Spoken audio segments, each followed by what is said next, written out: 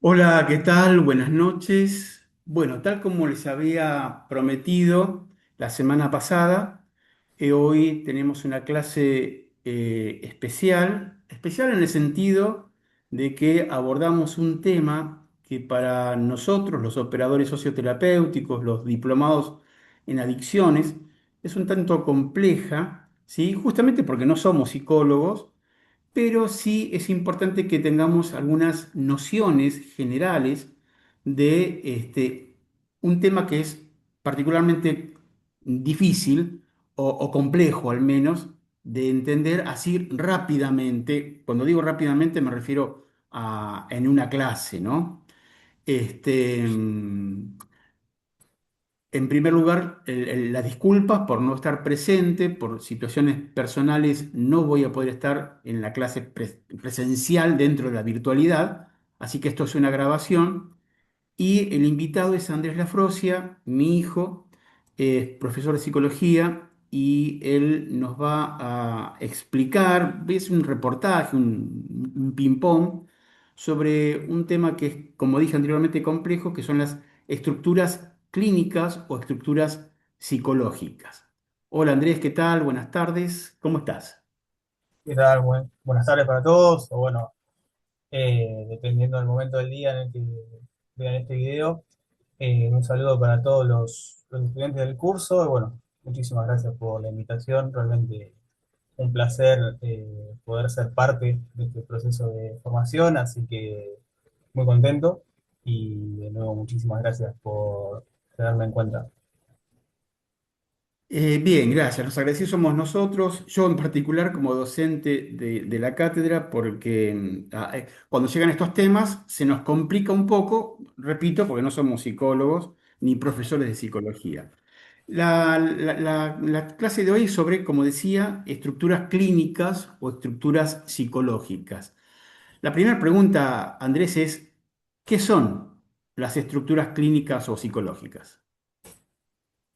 Bien, podemos hacer el ejercicio de pensarlo antes de ir a la definición en concreto, de pensar que no es una estructura psíquica, para tener en cuenta, digamos, que no son enfermedades, no son etiquetas o rótulos que se ponga a una persona, a un sujeto, no es una definición cerrada acerca de lo que esa persona es o pueda hacer o llegar a ser, sino que son más bien formas profundas y relativamente estables en que una persona se organiza para relacionarse con la realidad, para relacionarse con otros, con su propio deseo, y bueno, es una forma, decimos, de organización que se produce en los primeros años de vida, este, y bien, lo acompaña el resto de su existencia, digamos, y a partir de ahí, bueno, se trabaja con eso, ¿bien? No es una enfermedad porque no es algo que anteceda a un estado de salud, sino es cómo la persona eh, habita el mundo, vamos a plantearlo de Ujú, este modo. ujú. Bien. Cuando una persona se, a ver, lo digo así, corregime si me equivoco, se estructura de ese modo, Sí. ¿puede pasar de una estructura a otra? Eh, Decimos que no, decimos que Ujú. vamos a mencionarlo, ¿sí? Vamos a hacer explícito cuáles son. Bien, ¿cuáles son?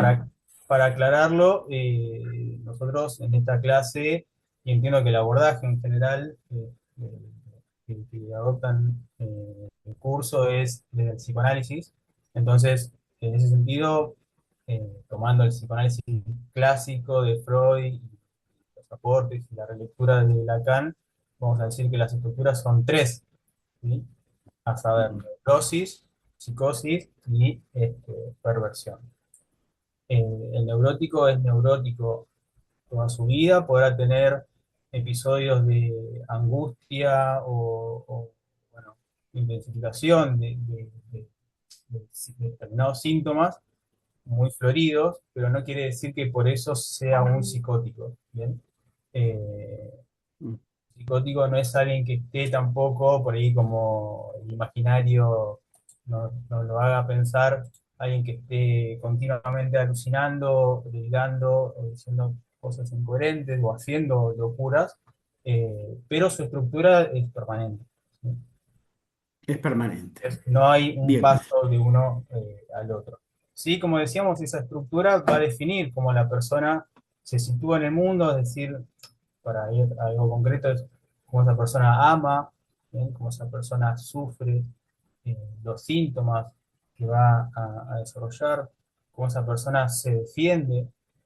Ujú. Leía por ahí un resumen o archivo que sería algo así como los cristales por donde la persona mira la realidad que se construyó. Es una linda forma de decirlo, sí, sí. Ujú, Como decía recién, la formación de síntomas, la relación con el otro, con el propio deseo. Ahora pues, podemos profundizar un poco más en cada una, pero bien. sí, es a partir de esa estructura, por eso no es una enfermedad, No, es a ahí partir de está. ahí es cómo la persona se va a relacionar y cómo va a habitar el mundo, creo que ya lo dije, eh, Ujú. a partir de ese lugar. Entonces sí, es una, me gusta esa forma de nombrarlo. Bien. Vuelvo un poquito sobre algo que dijiste que me parece que es importante por ahí detenernos unos segundos. Es ¿cuál sería la diferencia entre psicología y psicoanálisis? Porque hablaste de Lacan, hablaste de Freud, o desde Lacan, desde Freud, psicoanalistas, y por ahí uno a veces dice, bueno, anda al psicólogo, ¿no? O fue al psicólogo. ¿Cuál es la diferencia entre el psicólogo y el psicoanalista? Claro, eso es una interesante distinción que podemos hacer porque son escuelas distintas, son modelos distintos, que podríamos decir lo que aporta el psicoanálisis es el estudio en profundidad, metódico y en base a casos del inconsciente. Eh, Ambas corrientes, la psicología clásica, este, como el psicoanálisis, abordan cuestiones que tienen que ver con las emociones, con los procesos de conducta, como la conducta, los pensamientos y demás, pero el psicoanálisis trae esta novedad, no sé si han estudiado un poquito los aportes de Freud, pero básicamente es el descubrimiento, por decirlo, de esa dimensión que escapa a la voluntad del hombre, ¿sí? De la persona, y que lo Hablando del condiciona. inconsciente. Claro, hablamos del inconsciente, y que lo condiciona, ¿sí? Es algo que uno lo puede analizar y ver después de sus efectos y dice, bueno, ¿qué pasó acá? Por ejemplo, Ujú, la repetición de una conducta que es nociva, ¿no? Para la persona, que le trae malestar. ¿Por qué esa insistencia en tropezar dos veces con la misma piedra? Bien, resulta que hay algo que está, digamos, alojado en su inconsciente, que está operando que ujú, bueno, debe ser sacado a la luz, descifrado por la persona misma a través del dispositivo analítico para que pueda inscribirlo ¿sí? en su dimensión consciente y bueno, trabajar con eso. Ahí eso lo podemos linkear con lo que hablábamos antes de la estructura. Eh, ajá. Va a haber algo que sale a la luz, ¿no? Se descubre, se entiende. Bien, ¿qué hacemos con eso? Siempre vamos a trabajar dentro de una misma estructura. Neuróticos, ya sea un neurótico obsesivo, una histeria, eh, bueno, va a sacar a la luz algo de eso que está ahí operando, pero siempre dentro de la estructura neurótica, es una de sus Ok. manifestaciones. Que Bien, ahora esta clase es como muy esquemática para dejar claro cada uno de las, de las estructuras y de sus las estructuras. manifestaciones, pero hay como vaivenes muchas veces. Bien, bien. Dijiste que para el psicoanálisis entonces hay tres estructuras: neurosis, psicosis y perversión. ¿Puedes explicarnos? Yo sé que te estoy pidiendo muchísimo porque esto requeriría clases y clases, pero una apretadísima síntesis de qué es una neurosis, Una neurosis se sus suele características decir, principales por ahí. bien, podemos pensar que es la estructura más frecuente donde la persona vive una relación directa con la realidad, compartida de la realidad, reconoce normas, bien, es consciente de eso, pero está atravesado por conflictos internos, bien. Al neurótico lo aqueja la duda, bien, la culpa, los sentimientos de Ujú, culpa, de angustia, los miedos, la obsesión, como decíamos antes, o los síntomas corporales, ujú, en la histeria. Entonces, el sujeto es de hacerse muchas preguntas, sufre mucho, eh, se pregunta mucho por el qué dirán, ¿no? La mirada del otro es clave. Eh, Algunas de las cuestiones que por ahí se suelen escuchar es, sé que esto me hace mal, pero no lo puedo evitar, ¿no? Algo que por ujú, ahí repercute mucho en lo que es justamente el tema que abordan en el curso, ¿no? Relacionado a las adicciones. Entonces, ese conflicto interno es característico de la neurosis. Podemos decir desde la mirada lacaniana y lo decimos así como un título, después cada quien es libre, por supuesto, de profundizar, que la represión es es el mecanismo por excelencia de la del neurosis, neurótico. del Bien, neurótico. por momentos pareciera que como que hablas un poco más bajo, si puedes elevar un poco el tono de voz para que sea más audible. Bien, o Bien, no sea sé si yo que tengo un problema de audio, pero bien, voy a probar. ahí está mejor, está mejor. Ujú. Entonces, digamos que un neurótico somos todos, se dice por ahí. Claro, exacto, exacto. Porque tenemos ese mecanismo de la represión operando ahí. En lo que podemos decir en términos metapsicológicos, sin profundizar más para no embarrar la cancha ahora en este momento, pero Sí, sí, somos todos neuróticos, por suerte. bien, bien. Y de nuevo, ¿no? Sé que esto es amplísimo, pero ¿qué es una psicosis? ¿Por qué se dice que es un síndrome?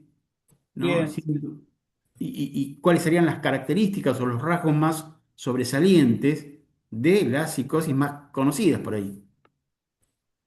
bien, el rasgo más conocido o más característico de la psicosis es la relación del psicótico con la realidad. Bien, pueden aparecer delirios, alucinaciones, algo que mencionaba eh, antes, y a diferencia del neurótico que duda, que se angustia, que se preocupa, el psicótico lo vive con certeza a eso. Ujú, Lo cual podemos relacionar con lo que decíamos antes de la estructura como forma de habitar el mundo.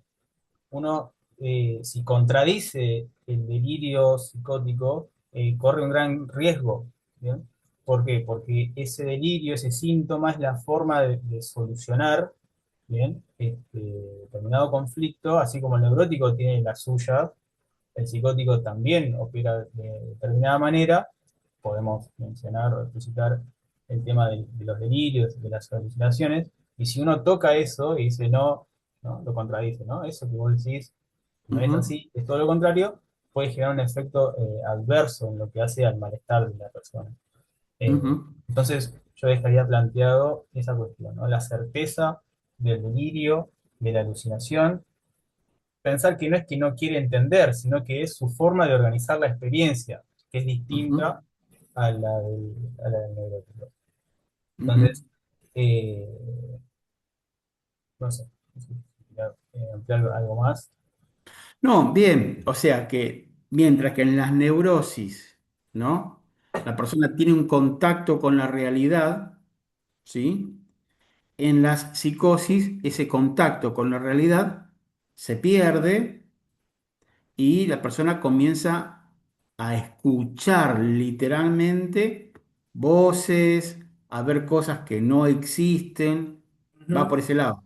Claro, podríamos decir que tenemos dentro de la psicosis también una bifurcación, así como planteamos en la neurosis, histeria y neurosis obsesiva. Dentro de lo que es la psicosis tenemos dos grandes vertientes, ¿sí? Una es la esquizofrenia y la otra la paranoia, ¿sí? La esquizofrenia o la paranoia tiene más, o sea, la esquizofrenia está muy marcada por esta ruptura con la realidad, con el delirio, y la paranoia es con ese delirio, pero de carácter persecutorio. Ujú. Este, entonces, Lo cual es bueno, muy característico en las personas para, digamos, para ir mechando las cuestiones de las adicciones en las personas con un consumo excesivo en cocaína, la paranoia, ¿no es cierto? Esto es de sentir que lo persiguen, de sentir que lo miran, que lo están escuchando, que hay gente, no sé, debajo de la cama, adentro de un ropero, que lo vienen a buscar, luces, ¿no? Esto es muy común dentro del cocainómano en un estado de consumo avanzado. ese es un lindo debate y un desafío para los equipos de intervención porque se plantea la cuestión de qué estuvo primero, el huevo o la gallina, ¿no es cierto? Claro, Entonces, si se lograra hacer cesar el consumo y estos delirios persisten, uno podría llegar a suponer o a pensar que está frente a una estructura psicótica.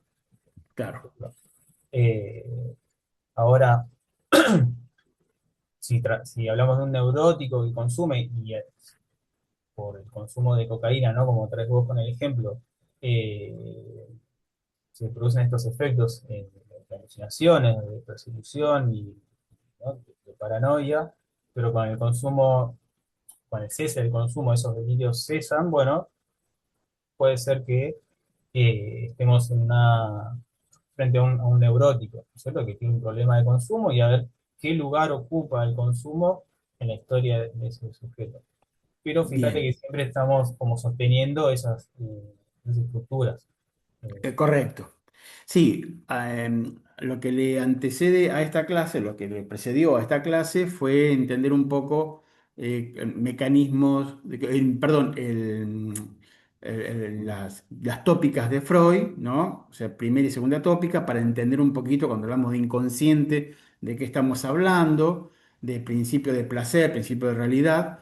Y esta clase y después esto que mencionas vos, que das el puntapié, que es muy interesante, que son lo que se denominan pacientes duales, pacientes donde aparece una patología psiquiátrica, como puede ser una esquizofrenia o un tipo de psicosis, ¿no?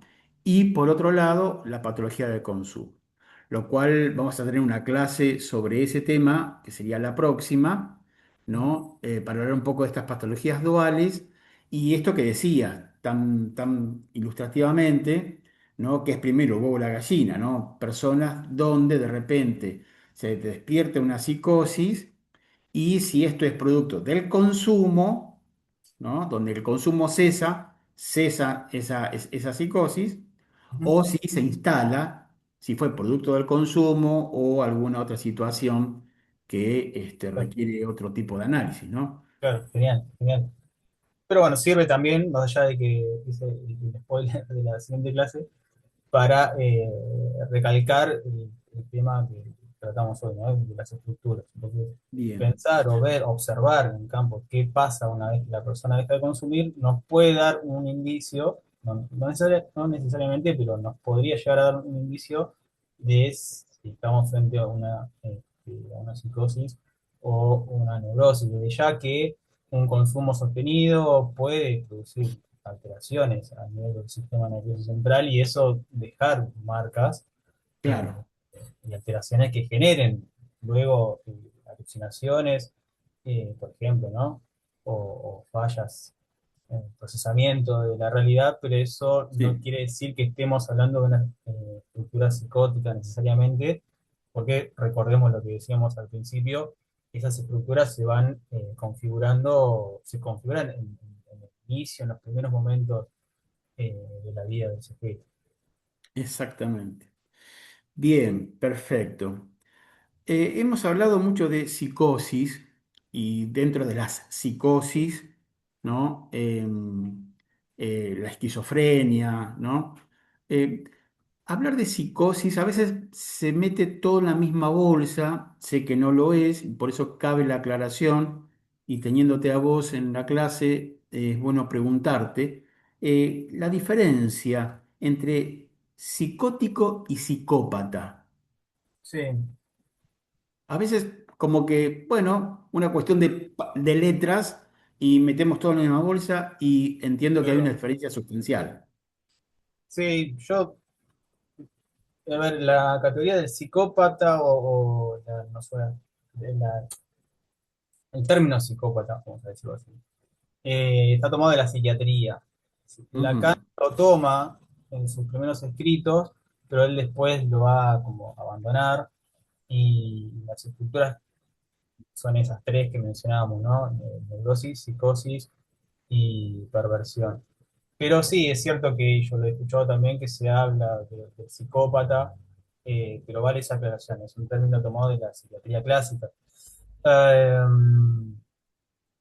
Volvemos a lo que decíamos antes, es esa relación de la realidad lo que va a diferenciar al psicópata del psicótico. ¿Sí? El ujú. psicótico, en su relación con la realidad, bueno, está en conflicto, visto desde nuestro punto de vista. Eh, el psicópata no, tiene noción de realidad y opera sobre los demás, ¿no? A los fines de obtener un goce propio. Es lo que hoy se llama trastorno antisocial de la personalidad. No se le llama más psicópata, sino trastorno antisocial de la realidad. ¿Sí? Bien. En realidad, Entonces, el sí, análisis, esto del perdón. psicópata, perdón, se acerca más a lo que es la perversión, Ah, ¿no? ok.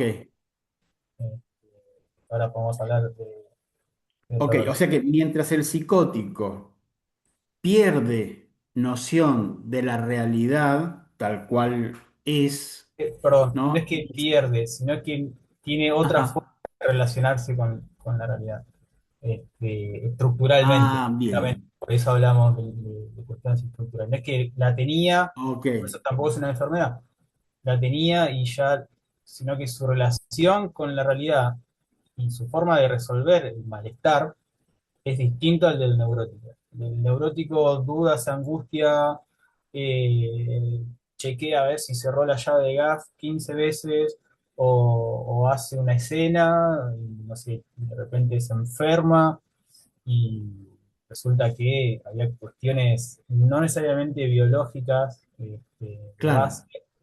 y el psicótico resuelve el malestar.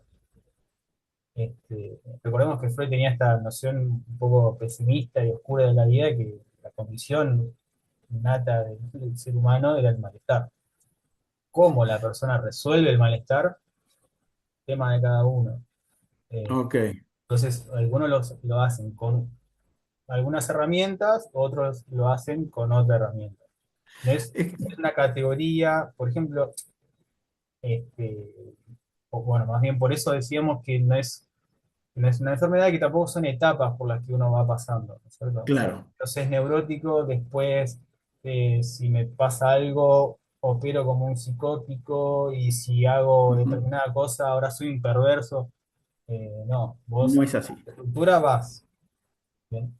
Entonces el psicótico, eh, bueno, va a tener este desarrollo de síntomas a veces florido, no necesariamente, incluso un aumento de angustia de un neurótico puede ser mucho más explosivo que un delirio psicótico, ¿no es cierto? Digo psicótico. Claro, sí, sí. Pero no deja de ser la estructura la que está ahí siempre de base. Bien, tengo una pregunta que no quisiera olvidármela antes de preguntarte qué es una perversión entonces, ¿no? O rasgo de la perversión. Sería con respecto puntualmente a lo que nos compete en nuestro trabajo, la agrupabilidad, ¿no? Mm, Em, Decimos que para estar agrupado tiene que haber cierta noción del otro, ¿no? Y poder intercambiar opiniones, puntos de vista, etcétera, con otra persona dentro de un espacio grupal. ¿Un psicótico es agrupable? ¿Un neurótico es agrupable? ¿Un perverso, si bien no lo explicaste todavía, es agrupable? Sí, desde ya podemos pensar que el dispositivo grupal este, puede llegar a tener distintos objetivos. ¿Sí? Justamente, Distintos, perdón, no te escuché. distintos objetivos, digo. Objetivos. Claro, como decís, el neurótico bien puede expresarse, hablar, escuchar al otro, eh, simbolizar, ¿no? Moverse dentro del campo de lo simbólico. Eh, y para el psicótico, por ahí la función del grupo, ¿no? Estoy pensando en centros de día, ¿no? Ese tipo de dispositivos, o bueno, Sí. suelen trabajar ustedes, puede operar más como marco, no sé si regulatorio, pero bueno, como brindar distintas referencias en términos de realidad, como lo entendemos comúnmente. ¿Bien? ¿Por qué? Porque el neurótico tiene toda la ley, ¿no? Vamos a decir, la cultura, el otro, internalizado. Por eso eh, sufre tanto, porque lo tiene tan incorporado. El neurótico. Neurótico, claro. El psicótico, por ahí eh, ese conflicto interno no lo tiene, por eso tampoco es que duda cuando, ¿no? Tiene algún síntoma. Entonces, ese dispositivo grupal aportaría desde afuera eh, una- un encuadre, por decirlo de alguna manera. Ujú. Es decir, normas de convivencia, reglas, tratos con los otros, pero siempre y cuando no esté en brote, el psicótico totalmente es agrupable, Es lo mismo que agrupable. el neurótico no esté, ¿no? Desbordado por la angustia o realizando un conflicto, que en ese caso tampoco sería Tampoco agrupable. sería agrupable. O sea, la idea es Bien. sacarle la etiqueta, el estigma a la psicosis. Hay una tendencia, ¿no? A quitar etiquetas en los estudios, en graduados recientes, digamos, en camadas nuevas de profesionales. Hay una tendencia así a no etiquetar tanto en función de la ley 26657. Sí, perdón que el audio. ¿Me escuchás? Ahí sí te escucho bien. Bien. Yo te perdí a vos un cachito ahí. ¿Me perdiste? ¿Escuchás la voz? Dame un segundito. Tengo A problemas ver. técnicos. Sí, sí. ¿Ahí va? Sí, te escucho. Bien. Bien. Eh, sí, es a ver, una Te tendencia. preguntaba, ¿no? Si vos notás, por ahí una percepción personal tuya, ¿no? Si vos notás que en los ámbitos académicos hay como una tendencia a no etiquetar tan prontamente como antes. Sí, a ver, desde la perspectiva que se trabaja actualmente, que es la de derechos, este, sí, podemos reconocer una estructura, pero eso no tiene mote de calificación, ¿no? Por eso, más que excluir al psicótico o, bueno, al llamado loco, las herramientas Sí. o la propuesta es trabajar con eso, con lo que se puede hacer y para, bueno, integrarlo, que forme parte de la comunidad, Se, acorde a lo que se pueda cortó, hacer. se cortó un poquito, Andrés. A ver, se cortó un poquito. A ver si podés repetir esa última parte, que es importante. Bueno, avísame cualquier cosa, tengo un tema con el micrófono, pero Ahí decía voy, ahí va, ahí va, ahí va. que el paradigma actual es el de derechos, entonces antes, ¿no? Se excluía al loco y hoy la tendencia es al contrario, incluirlo y trabajar con lo que se puede trabajar. Este, entonces, desde ya eso significa desestigmatizar a la persona que llamamos psicótico, ¿no? Sí, no, en esta clase. Bien. Bien. Por último, rasgos generales así, de lo que es una perversión, porque a veces está muy relacionado o asociado a únicamente a lo sexual, ¿no? El perverso sexual, y por ahí entiendo que desde el psicoanálisis hay una mirada más amplia de la perversión. Totalmente. Yo sé que por ahí va a sonar un poco confuso, pero si algo vieron de Freud, me decís, esto que voy a decir, lo pueden llegar a ubicar en algún lugar, pero Freud decía que el niño es un perverso polimorfo y algo que escandalizó en su momento, porque Claro. tenía que ver con lo que era la definición de sexualidad para Freud. Lo dejo ahí como una punta para Para seguir investigando, seguir leyendo. investigando, pero básicamente, a ver, y retomamos la estructura del neurótico. Decíamos que vive con culpa, con angustia y, y con esa duda constante que lo aqueja, ¿no? La forma de procesar o de vivir el malestar. En relación al goce, el perverso no tiene esa característica. No Ujú, vive con culpa, con miedo, con preocupación y tampoco es que se refiera simplemente a conductas sexuales raras o a maldad, sino que es ujú, una forma en la que el sujeto se ubica en la relación particular con la ley, con el límite, ¿sí? Eh, como decía, con muy poca culpa y con esa tendencia a bordear o a desafiar los límites. Ese es ujú. el perverso, el rasgo característico del perverso. No tiene ¿Es ese la conflicto conducta neurótico desafiante? como Perdón. ¿Es la conducta desafiante la del perverso? se puede mostrar como algo desafiante o como alguien desafiante, este, pero no necesariamente. Este, No porque necesariamente. volvemos a lo otro, ¿no?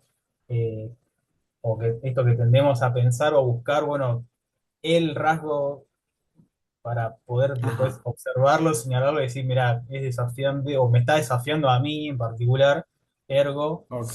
es un perverso.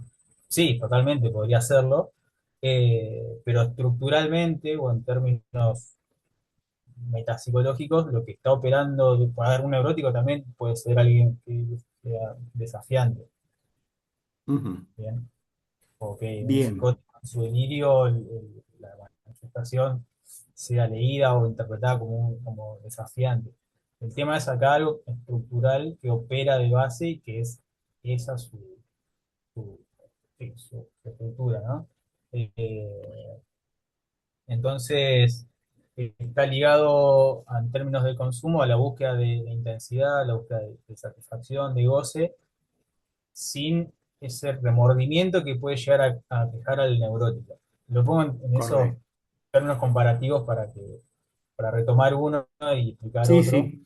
El neurótico puede decir, no sé, después de no sé, un estado de resaca, decir, no tomo más, no lo vuelvo a hacer, o Me estuve hizo mal, mal. claro.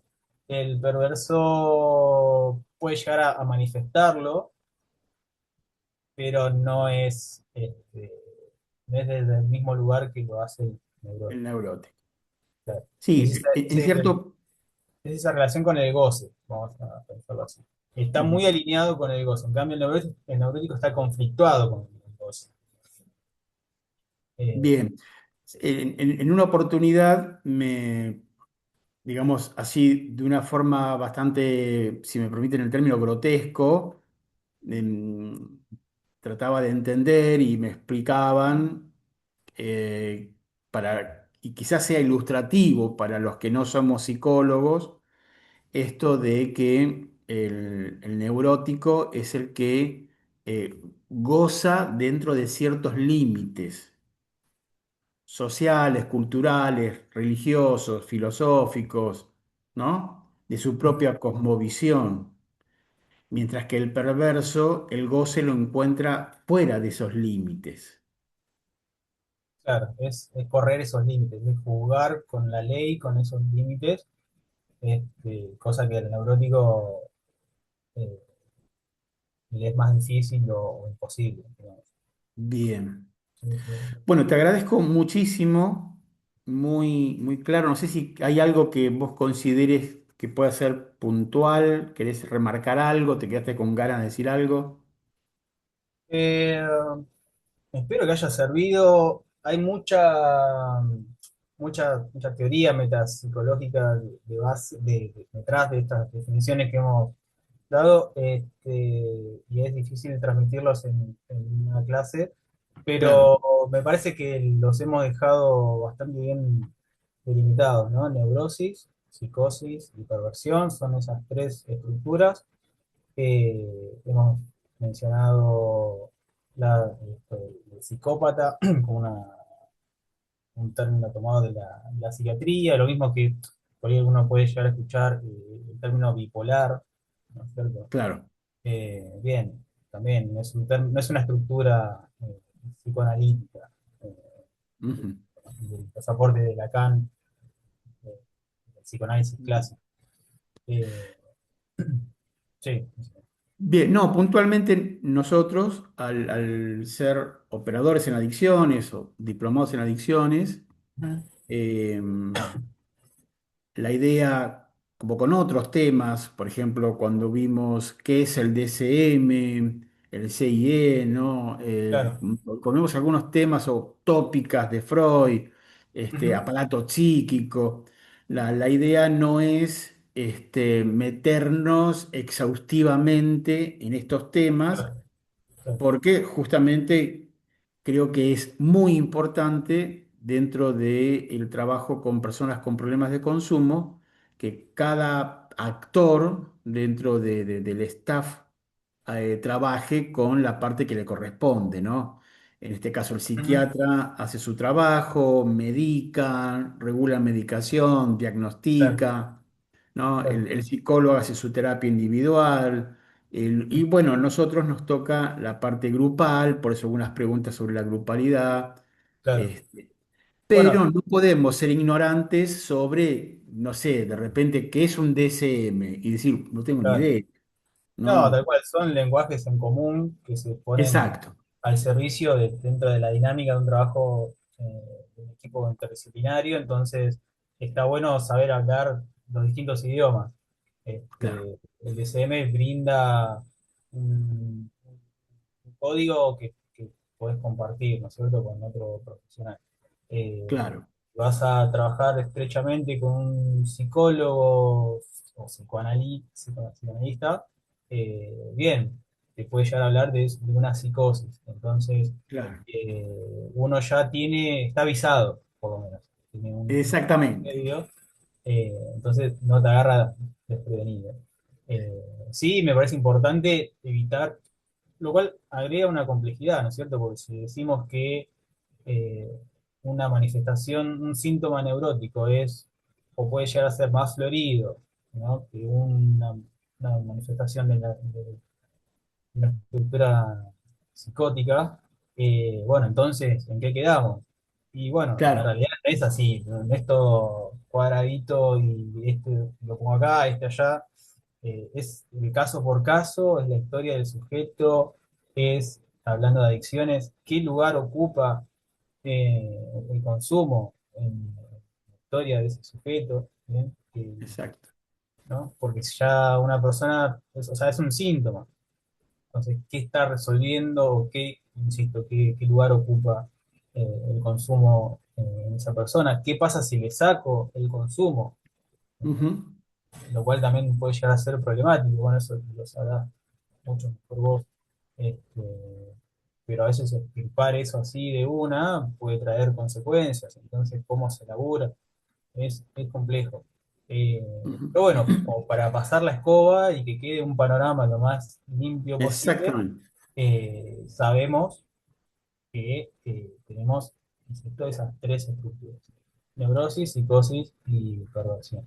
Bien, Y es muy importante trabajarlo en equipo con otros claro, profesionales exactamente. y bueno, la importancia de la formación constante, ¿no? Y digamos algunos títulos así de metapsicología que, bueno, ojalá sirvan para seguir buscando, profundizando, eh, porque nos va a dar más herramientas. Bien. Muchas gracias, Andrés, por esta clase, por prestarte a este reportaje que hemos hecho sobre un tema tan apasionante que obviamente no lo agotamos, lejos de eso, sí sería una introducción de la introducción, como para tener nociones de que, bueno, hay estructuras clínicas o estructuras psicológicas, son tres: neurosis, psicosis, perversión, a grandes rasgos características de cada una de ellas, no para encasillar, ¿sí? Sino más bien para nuclear, para abrir, para conocer, ¿sí? Conocer algunas diferencias y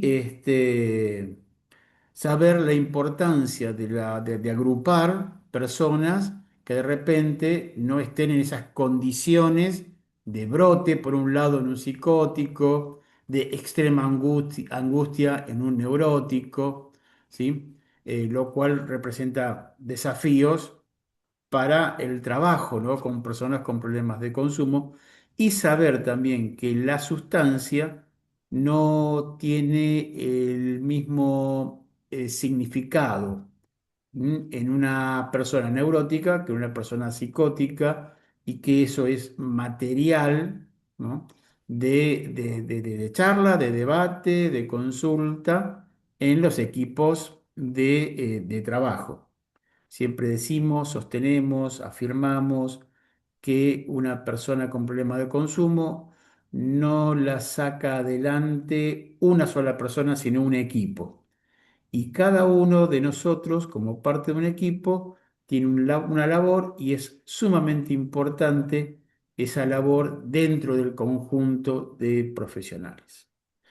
Andrés, muchas gracias. No, al contrario, muchas gracias a ustedes, espero que les haya servido. Insisto, más que para resolver la cuestión, para que sea un puntapié inicial y seguir aprendiendo, que es Tal importante. cual, así se De nuevo, muchísimas interpretó, gracias. ¿sí? Gracias. Gracias. Muchas gracias. Nos vemos entonces la próxima semana, ya con un tema que tiene que ver con un apéndice de que tiene que ver con pacientes duales y un tema que en la jerga se le llaman los grises, ¿no? O los fierros calientes, que tiene que ver con estos pacientes que a veces psiquiatría manda a los equipos de adicciones y los de equipos de adicciones mandan a psiquiatría, y todo un trabajo y un desafío para los operadores resolver o al menos abordar estas cuestiones. Bien, muchas gracias una vez más, Andrés, y nos vemos la próxima semana.